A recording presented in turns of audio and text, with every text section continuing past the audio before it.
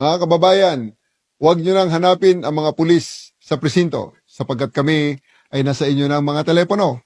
Dial 911, darating kami sa loob ng 5 minuto. Lilingkod sa bawat Pilipino at magbibigay ng tamang impormasyon para sa tahimik at maayos na Pilipinas. Police News Network, alagad ng batas, tagapagtaguyod ng balitang pulis, sandigan ng mamamayan, patnubay ng katotohanan. La Campo Crame, maghahatid ng pinakahuling kaganapan at nagbabagang balita. Ito ang PNN Police News Network. At ngayon, ang inyong mga tagapagbalita.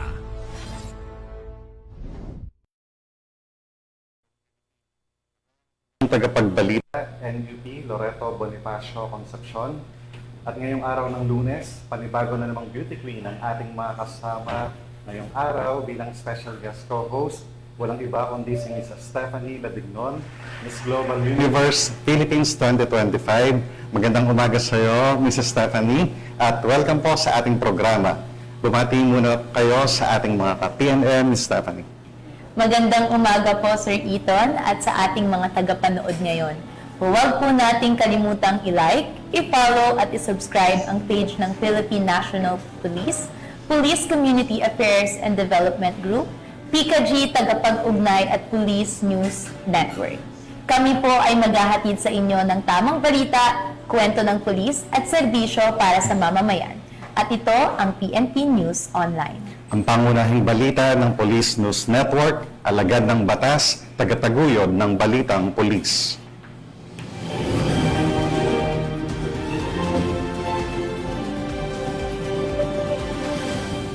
Narito ang mga balitang dapat niyong abangan. Tinatayang 1 milyong pisong halaga ng smuggled cigarettes nasabat sa Palawan. Miyembro ng Communist Terrorist Group sumuko sa mga otoridad sa Eastern Samar. At police response mas pinaigting. Chief PNP Police General Torre ikinatuwa ang feedback ng publiko.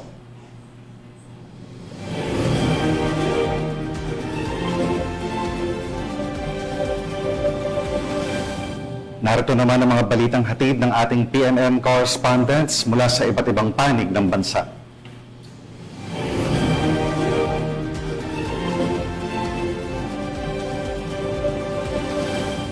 Simulan natin ang balita mula sa bahagi ng Luzon.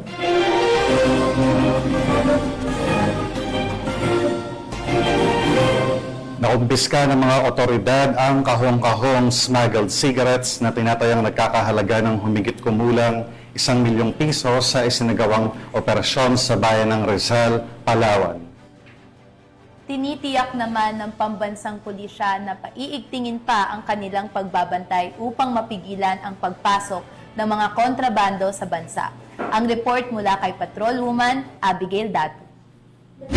Pinagsanib na pwersa ng 2nd Special Operations Unit Maritime Group, Philippine Tobacco Institute, Criminal Investigation and Detection Group Palawan, Palawan Police Provincial Office, Rizal Municipal Police Station at iba pang ahensya ng gobyerno ang tinatayang mahigit 1 milyong pisong halaga ng sigarilyong hinihinalang hindi dumaan sa tamang pagbubuwis. Isinagawa ang operasyon noong ika-18 ng Hunyo taong kasalukuyan sa Barangay Punta Bayan ng Rizal, Palawan. Ang operasyon ay naisakatuparan sa bisa ng search warrant na inilabas ni Executive Judge Ramon Chito R. Mendoza ng Regional Trial Court Branch 165 sa Brooks Point. Kabilang sa mga nasamsam na produkto ay 1,000 rims ng New Berlin na nagkakahalaga ng 700,000 pesos, 350 rims ng Fourth Menthol na nagkakahalaga ng 245,000 pesos, 441 packs ng New Berlin na nagkakahalaga ng 30,800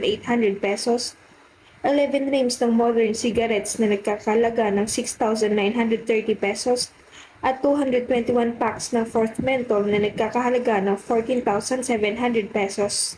Arestado sa nasabing operasyon ng isang lalaki na kinikilalang si alias Melnor, 47 years old at residente ng barangay Punta Baja, Rizal, Palawan. Ang suspect ay maharap sa kasong paglabag sa Section 1401 ng Republic Act No. 10863 o Customs Modernization and Tariff Act at Section 6 ng Republic Act No. 10643 o Graphic Health Warnings Law.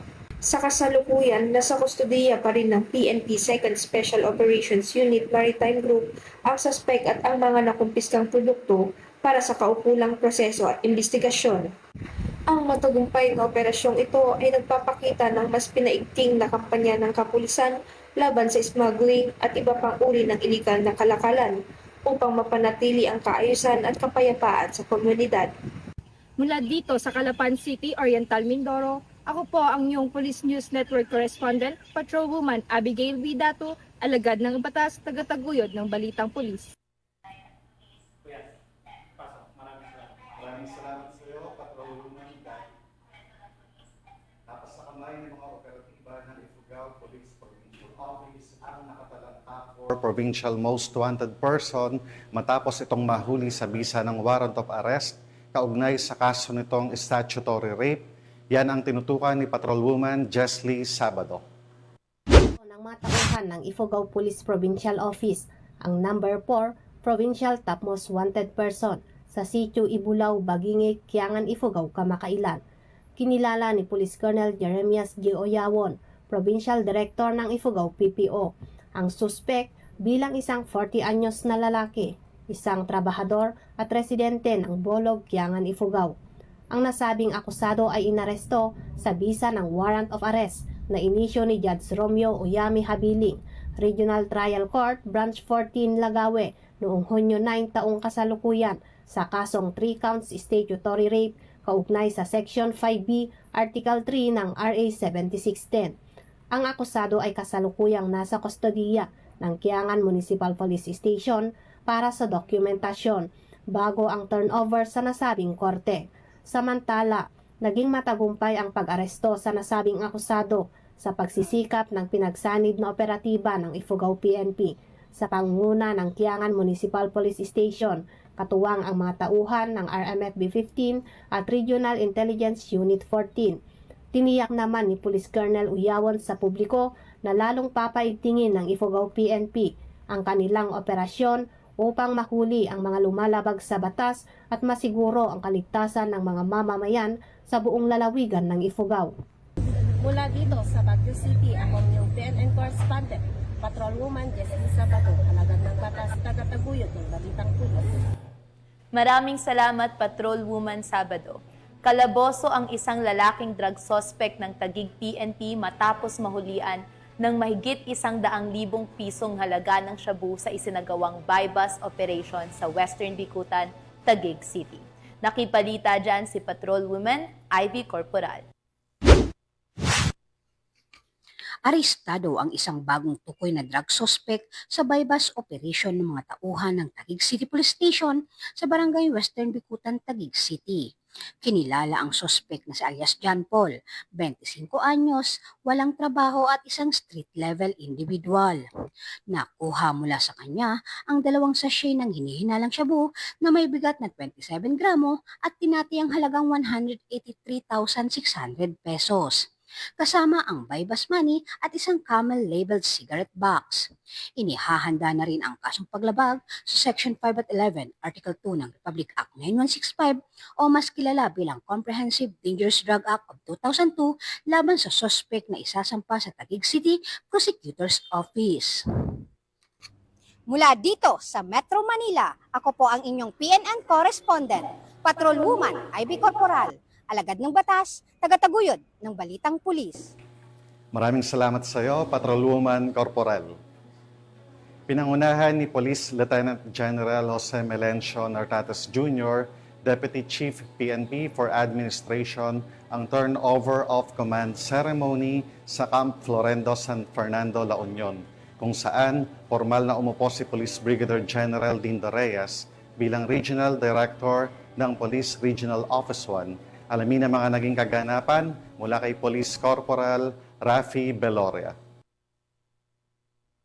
Makasaysayang turnover of command ceremony ang naganap noong ika-21 ng Hunyo taong kasalukuyan sa Camp Brigadier General Oscar M. Florendo, Parian, San Fernando City, La Union, kung saan formal na tinanggap ni Police Brigadier General Dindo R. Reyes ang kanyang tungkulin bilang Regional Director ng Police Regional Office 1. Humalili si Police Brigadier General Dindo R. Reyes kay Police Brigadier General Lou F. Evangelista na naglingkod ng 1 taon at 6 na buwan sa parehong posisyon. Sa ilalim ng kanyang pamumuno, nagtagumpay ang Police Regional Office 1 sa pagpapaigting ng kapayapaan, seguridad at mga makabulahang inisyatiba gaya ng Police Community Academy at modernisasyon ng kagamitan at pasilidad. Pinangunahan naman ni Police Lieutenant General Jose Melencio C. Nartatis Jr., Deputy Chief PNP for Administration ang seremonya bilang kinatawan ng hepe ng Pambansang Pulisya ng Pilipinas na si Police General Nicolas de Torre III. Dumalo sa okasyon ang mga opisyal mula sa iba't ibang ahensya ng pamahalaan, buong puwersa ng PRO1 at mga panauhing nagbibigay suporta sa lokal na kapulisan.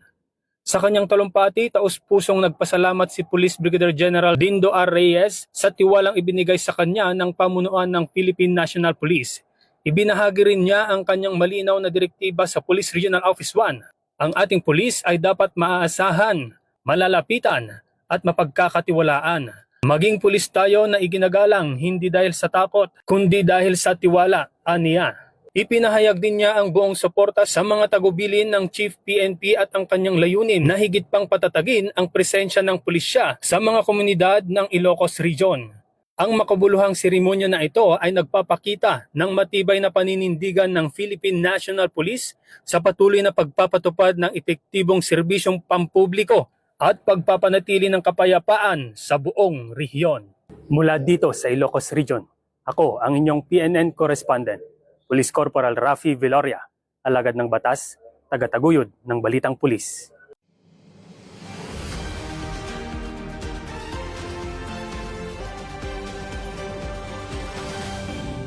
Pinasalamatan ni Chief PNP Police General Nicolas Torre III ang buong hanay ng kapulisan sa ipinakitang suporta sa kanyang pamumuno sa isinagawang Monday flag raising ceremony ngayong umaga sa Camp Crame. At the outset, let me thank you all for the support that you've given me in the almost 1 month that I'm here as your Chief of the Philippine National Police. I'm very happy to note that based on the surveys, we are tracking positively in terms of compliance to the directives of the President, primarily on the police visibility and the police response. Palakpakan po natin ating mga sarili. Ibinahagi rin ni Chief PNP ang magandang feedback mula sa publiko, particular sa mga nasa frontline na nakakaranas ng tulong mula sa mga pulis. Gayunpaman, kanyang ikinabigla na marami pa rin sa mga kababayan ang hindi nakakaalam na muling paigting at inaayos ang 911 emergency hotline. I'm very happy for the feedback of our kababayan, especially those yung mga nasa frontline na nakakakuha ng tulong sa ating kapulisan. What I'm surprised is, marami ang hindi pa nakakaalam that we have effectively reorganized and recalibrated yung 911. Marami tayong mga kababayan hanggang ngayon hindi pala alam at hindi naniniwala na ang 911 ay gumagana. Please help me. Help me ipakita sa ating mga kababayan, i-advertise sa ating mga kababayan, ang pulis ay makukontak na through 911. Binigyang diin din niya na kahit walang load, maaaring gamitin ang 911 upang makatawag ng tulong kasabay ng pagpapakilala sa bagong mantra ng pambansang pulisya. Huwag niyo na kami hanapin sa mga presinto sapagkat kami ay nasa inyo ng mga telepono. Dial 911. Darating kami sa loob ng 5 minuto. Kahit na walang load, pwedeng magamit ang 911. Ang mensahe ni Police General Torre ay bahagi ng patuloy na kampanya ng PNP na palakasin ang tiwala ng publiko sa serbisyo, kahandaan at presensya ng kapulisan sa lahat ng oras.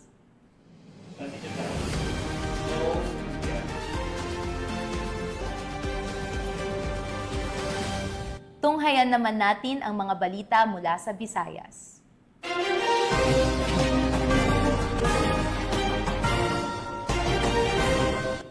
Dala ng matibay na hangarin na talikuran ang armadong pakikibaka, pusang loob na sumuko sa mga otoridad ang isang miyembro ng Communist Terrorist Group sa lalawigan ng Eastern Samar.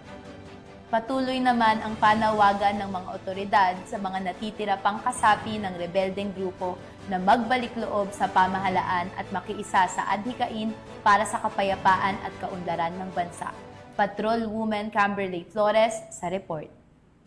Voluntaryong nagbalik loob sa pamahalaan ang isang miyembro ng Communist Terrorist Group sa Barangay Makapagal, General MacArthur, Eastern Samar. Ang pagbabalik loob ay resulta ng matagumpay na pakikipagnegosasyon ng mga tauhan ng 2nd Eastern Samar Provincial Mobile Force Company kasama ang Provincial Intelligence Team Eastern Samar Provincial Intelligence Unit sa aktibong suporta ng Kasimbayanan at Advocacy Support Group. Isinuko rin ng nasabing surrendery ang isang unit caliber .38 revolver at 4 na bala. Samantala, nakatanggap naman ang nagbalik loob ng agarang tulong na bigas at grocery items mula sa mga kapulisan. Ang nasabing surrendery ay nasa kustodiya ng 2nd Eastern Samar PMFC para sa facilitation ng kanyang posibleng enrollment sa programa ng ating gobyerno na Enhanced Comprehensive Local Integration Program o ECLIP. Patuloy ang panawagan ng pambansang pulisya sa iba pang mga miyembro ng CTGs na iwaksi na ang maling ideolohiya at magbalik loob sa ating pamahalaan upang makasama ang pamilya, mamuhay ng payapa at patuloy na sumuporta sa mga programa ng ating gobyerno.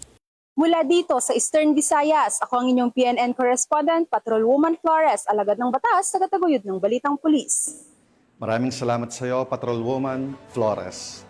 Samantala, nasa kote ang 3 bypass target sa isinagawang matagumpay na operasyon laban sa illegal na droga sa Cebu City, kung saan nasabat ang halos 700,000 pisong halaga ng hinihinalang shabu mula sa mga suspect. Nakatutok dyan si Patrolwoman Judith Nicanor. Ang 3 katao matapos itong mahulihan ng nasa halos 700,000 halaga ng hinihinalang shabu sa isang bypass operation na isinagawa ng mga operatiba ng Police Station 6 sa Tupas Street, Barangay Sawang, Calero, Cebu City nito lamang nakaraan. Kinilala ni Police Captain Giancarlo Reyes, Station Commander ng Police Station 6, Cebu City Police Office, ang suspect na si alias Makoy, 45 anyos, residente ng Villa Kalubihan, Barangay Basak, San Nicolas, Cebu City. Nahuli din ang kanyang mga kasamahan na sina Ramil, 39 anyos, at Maisel, 43 anyos na kapwa residente ng nabanggit na lugar. Bandang alas 3 Gs ng madaling araw nang ikinasa ang naturang operasyon na humantong sa pagkadakip ng 3 sospek. Nakuha mula sa kanilang pag-iingat ang 10 pakete ng hinihinalang shabu na may kabuang timbang na 100.89 grams at may tinatayang halaga na 686,052 pesos. Bypass money at purple pouch na ginamit bilang lagayan ng mga iligal na droga. Kasong paglabag sa Section 5 at 11 Article 2 ng Republic Act 9165 o Comprehensive Dangerous Drugs Act of 2002 ang kakaharapin ng mga sospek na kasalukuyang nakadetene sa nasabing tanggapan. Walang tigil ang mga kapulisan sa kanilang operasyon laban sa iligal na droga upang mapanagot ang mga individual na nasa likod ng mga iligal na gawain na ito. Mula dito sa Cebu City Police Office, ako ang inyong Police News Network Correspondent, Patrolwoman Judith Nicanor, alagad ng batas, tagataguyod ng Balitang Pulis. Narito naman ang mga balita mula sa bahagi ng Mindanao.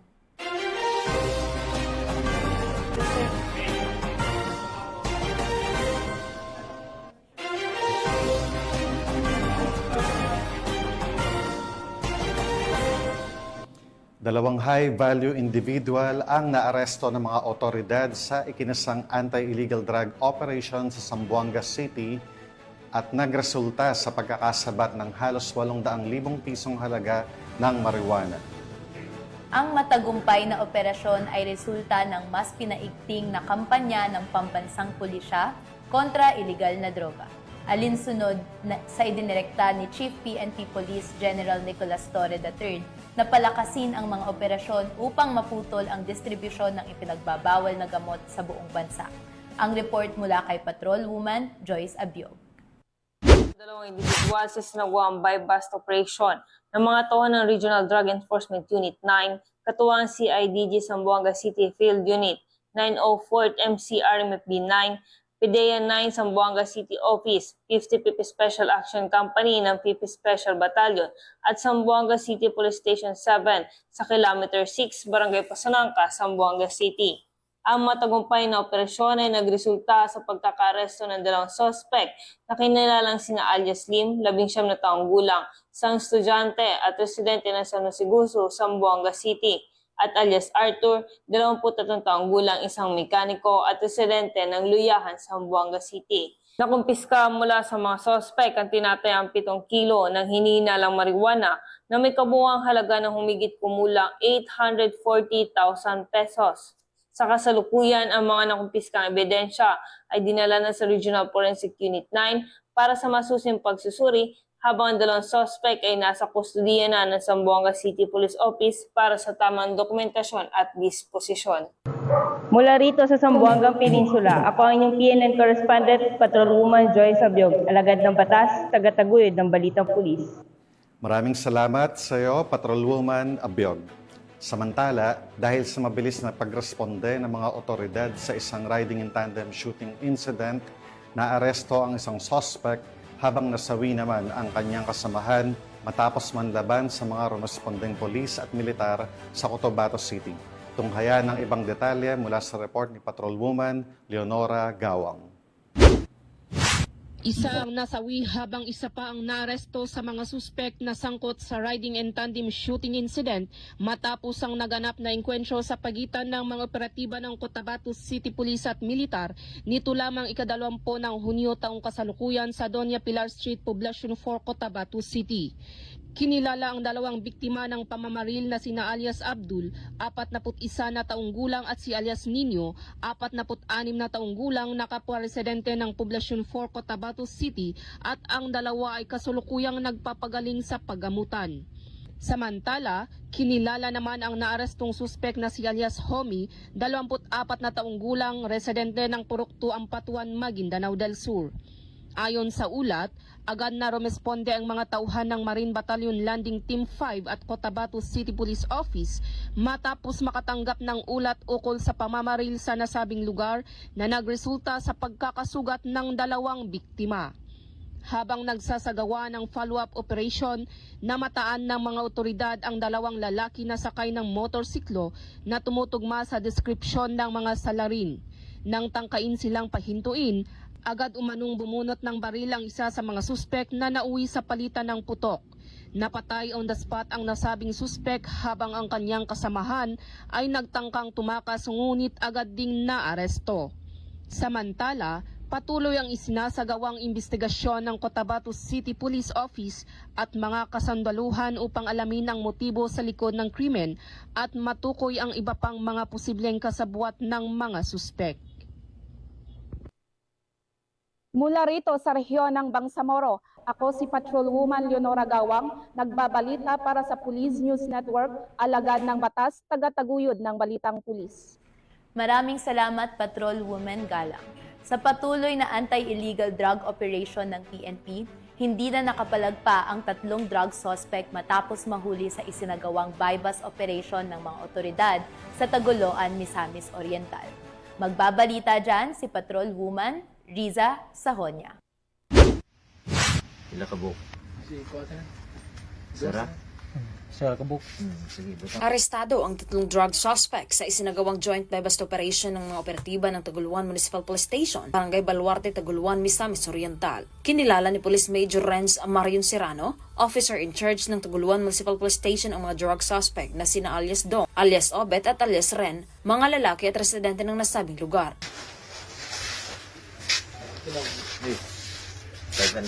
Dia ikutan din na.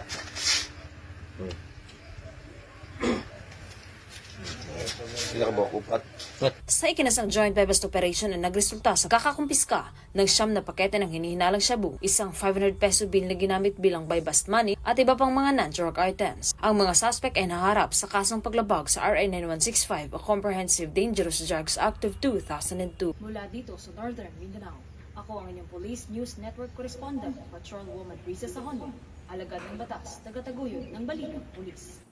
Maraming salamat, Patrolwoman Sahonia.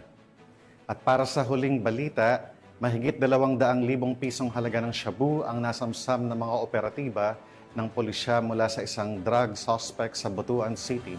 Narito ang detalye ng report mula kay Patrolwoman Kay Francisco.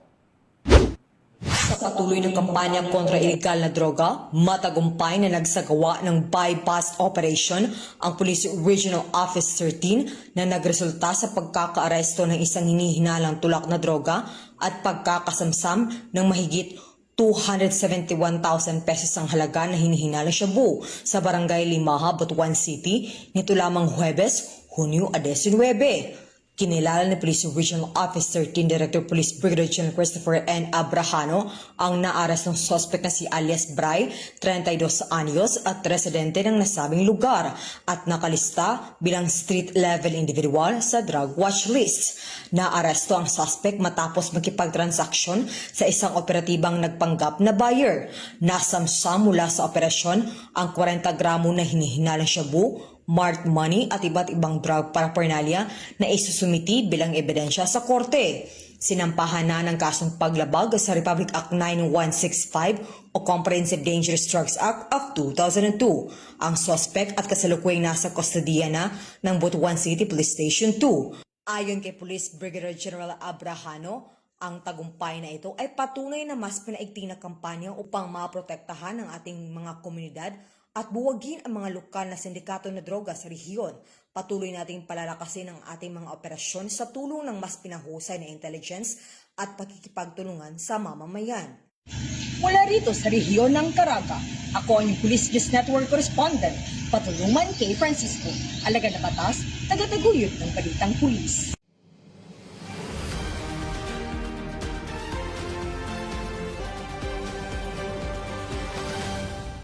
At yan ang mga balitang nakalap ng ating PNN correspondents mula Luzon, Visayas at Mindanao. At bago po tayo magtapos, gusto ko pong magpasalamat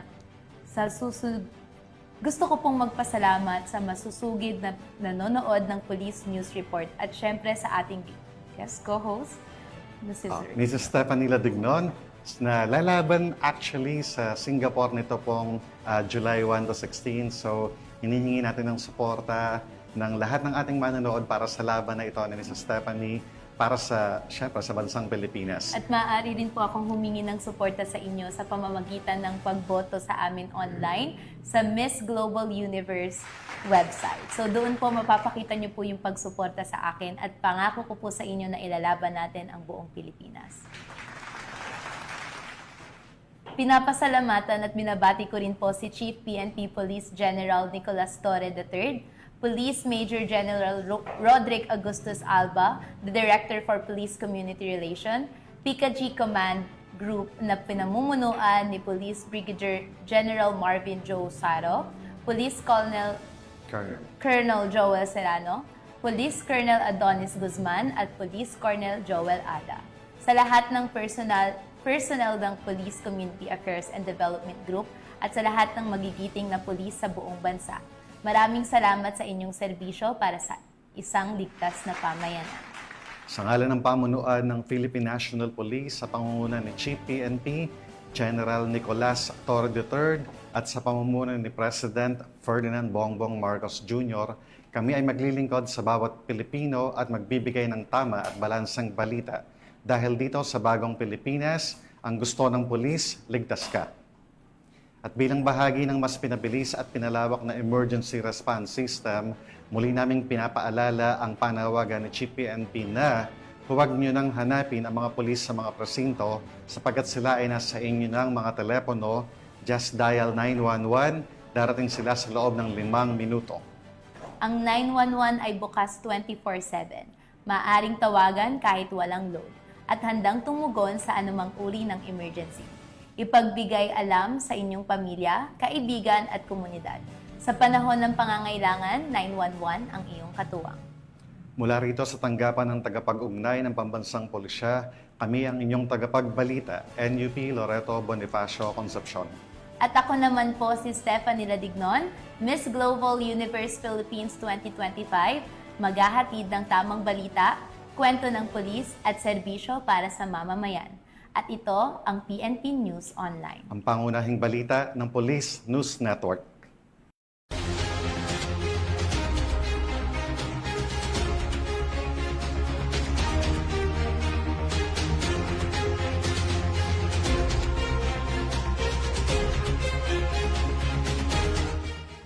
Police News Network, alagad ng batas, tagapagtaguyod ng balitang pulis.